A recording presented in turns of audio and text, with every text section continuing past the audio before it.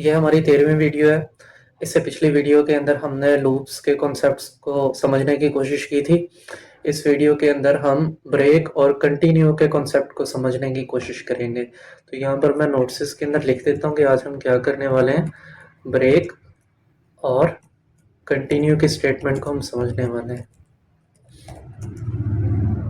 ठीक है, तो इससे पहले हमने लूप्स को देखा था और लूप्स में हमने देखा था कि किसी काम को हमने रेपिटेटिवली बार बार परफॉर्म जब करवाना होता है हम लूप्स का यूज़ करते हैं। अब आपने ये देखा होगा कि लूप एक दफ़ा जब चलना शुरू हो जाता है तो वो ख़त्म तभी होता है जब उसकी हमने कोई उसकी आइट्रेटिव नंबर लिखा हो कि इतने आइट्रेशंस के बाद उसने रुक जाना है या इस कंडीशन के बाद उसने रुक जाना है। लेकिन उससे पहले पहले वो लूप चलता रहता है, हम उसको उसके दरमियान में रोक नहीं सकते। तो सबसे पहली चीज़, अगर हमने लूप को किसी कंडीशन के ऊपर उसकी प्रोसेसिंग के दरमियान रोकना है, उसकी आइट्रेशंस के दरमियान रोकना है, तो हम कीवर्ड जो यूज़ करते हैं वो हम ब्रेक का करते हैं। ठीक है, फॉर एग्ज़ाम्पल मैं ये कहता हूँ कि मैं एक लूप चला रहा हूँ और उस लूप के अंदर कोई भी सर्टेन कंडीशन आ जाती है। अगर वो सर्टेन कंडीशन ट्रू हो जाती है तो लूप ब्रेक हो जाए। अब ब्रेक के अंदर क्या होता है, जब वो कंडीशन आ जाती है ना ब्रेक की, उसके बाद की जो भी आइट्रेशंस होती है ना वो नहीं होंगी, तो वो जो भी प्रोसेस है वो लूप से बाहर आ जाएगा। इसको हम करके देखेंगे तो ज़्यादा बेहतर अंडरस्टैंडिंग हो जाएगी। तो ब्रेक का ये मतलब है कि रिमेनिंग जो आइट्रेशन होंगे ना लूप की, जो उसने बाद में परफॉर्म करनी थी, वो नहीं होंगी, तो वो लूप से बाहर आ जाएगी। ठीक है, अब दूसरी चीज होती है कंटिन्यू। कंटिन्यू क्या करती है,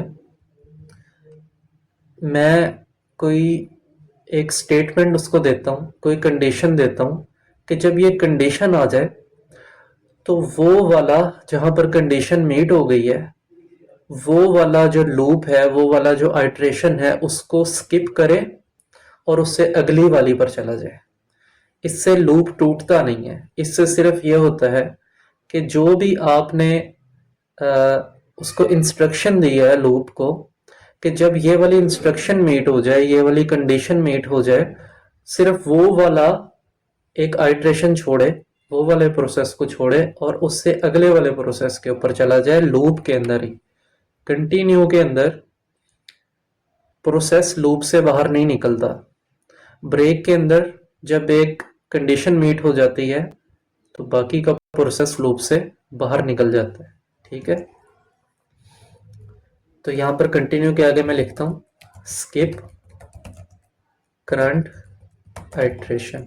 ठीक है, अब हम इसको प्रैक्टिकली करके देखते हैं। तो इसको मैं रेंडर कर देता हूं। तो हम क्या करते हैं, हम एक फॉर लूप लिखते हैं। तो फॉर लूप का क्या सिंटैक्स था, हम फॉर का कीवर्ड लिखते हैं, आगे कोई भी एक वेरिएबल लिख देते हैं। इस वक्त मैंने आई लिखा है, फिर इन, फिर उसको हम रेंज देते हैं कि कोई रेंज है। हमने इसको रेंज दे दी 5 की, कि ये 5 से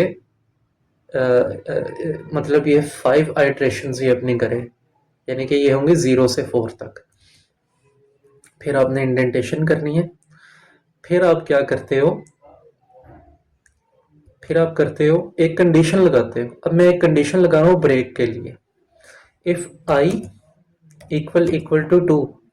अब मैं इसके अंदर लिख रहा हूँ कि आई अगर 2 के बराबर हो जाए तो क्या करे, लूप को ब्रेक कर दे। ठीक है, और अदरवाइज वो प्रिंट करता रहे आई को। ठीक है,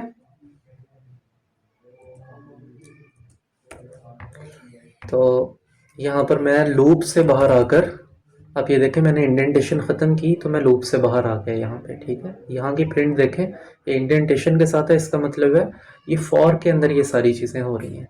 अब मैं फॉर के बाहर आके कुछ लिखूंगा तो वो फॉर के बाहर लूप के बाहर आकर प्रिंट होगी। मैं यहाँ पर लिख देता हूँ ऑल डन, कि यहाँ पर हमारा हर काम हो गया। अब हम इसको एग्जीक्यूट करने की कोशिश करते हैं।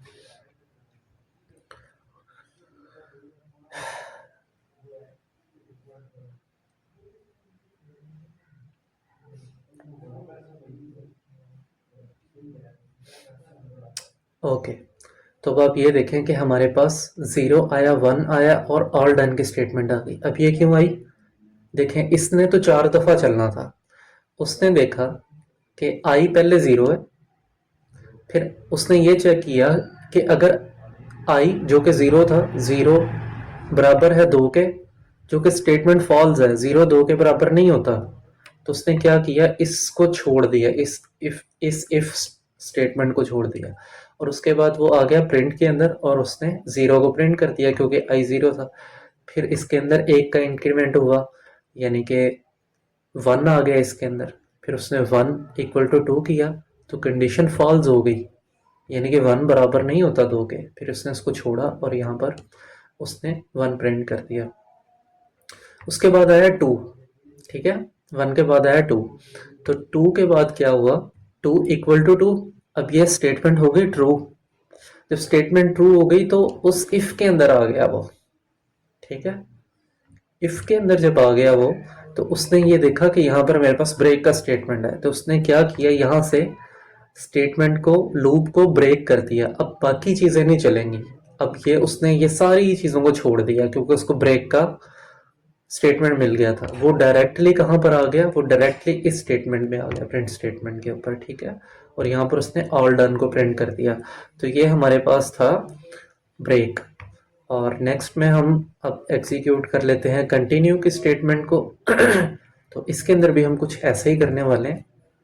मैं कहता हूँ कि एक मैंने ले लिया फॉर लूप के अंदर मैंने क्या किया, एक वेरिएबल लिया और उसकी भी मैंने एक रेंज बना दी कि ये 5 दफ़ा चलेगा, और उसके बाद मैंने कॉलन लगाया, ठीक है। ये सिंटैक्स का पार्ट है, कॉलन एंटर किया, इंडेंटेशन दी। फिर उसके बाद मैंने एक कंडीशन लिखी कि जिस कंडीशन के ऊपर अब हमारी आइट्रेशन स्किप हो जाएगी वो वाली, तो मैंने उसको लिखा आई इक्वल इक्वल टू 2। ये मैंने कंडीशन लिख दी कि जब आई 2 के बराबर हो जाए तो फिर कंटिन्यू करो, ठीक हो गया। और फिर मैं यहाँ पर लिख देता हूँ कि प्रिंट आई, ठीक है। और एंड पे मैं लूप से बाहर आकर ये लिख देता हूँ प्रिंट ऑल डन, ठीक है। तो अब आपने ना एक चीज़ और, थोड़ी सी एक साइड नोट दे रहा हूँ, उसको आपने गौर करना है।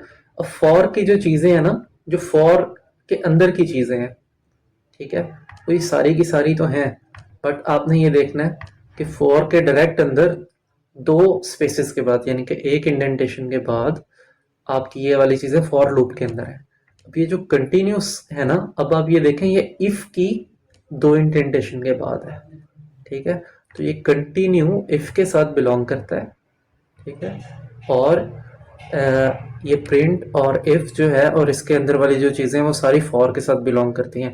हम स्कोप्स के बारे में बातचीत करेंगे, लेकिन अभी आप ऐसे ही चलते रहें। तो अभी आप साथ साथ करके देखें जो मैं कह रहा हूँ। तो हम कर रहे थे कंटिन्यू के ऊपर बात, हम दोबारा उसके ऊपर आते हैं। तो अब हम इसको रन करके देखते हैं कि हमारे पास क्या होता है। आप ये देखें कि 0 1 2 स्किप हो गया, 3 and 4 and then all done. तो जैसे हमने बात की थी, कंटिन्यू स्टेटमेंट क्या करती है कि अगर कोई, जो हमने उसको एक कंडीशन दी होती है कि इस कंडीशन के ऊपर आपने कंटिन्यू रहना है, तो वो वाली इटरेशन छोड़ देती है, बाकी सबको कंप्लीट करती है। अब क्या हो रहा है, इसको हम इन डेप्थ देखते हैं। पहले 0 आया, 0 बराबर नहीं था 2 के, कंडीशन फॉल्स हो गई, तो ये चला ही नहीं। उसके बाद उसने 0 प्रिंट कर दिया, फिर ऐसे उसने 1 इक्वल टू 2, फॉल्स थी तो ये नहीं चला, तो उसने 1 प्रिंट कर दिया।